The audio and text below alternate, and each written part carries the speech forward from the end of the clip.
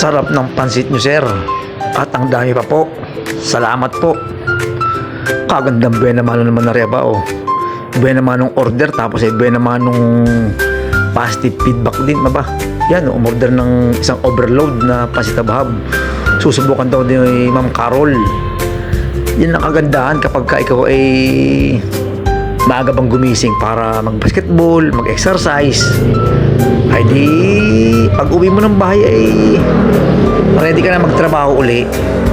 Ay di, kagandahan ng magandang maagang gumising ay nakapag-ehersisyo na, ay ready na sumabak ulit sa trabaho.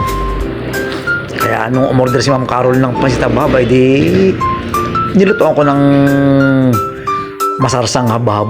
Kasi ang pansit habab talaga, kahit anong pansit, pamiki bihon, chami o lomi o ano man, ay masarap talaga dyan ay masarsa, masabaw. Kasi pag ang pansit ay tuyo, ay parang basta iba lasa talaga ng masarsa. Kaya yun ang in-order ni Ma'am Carol, overload pansit habab.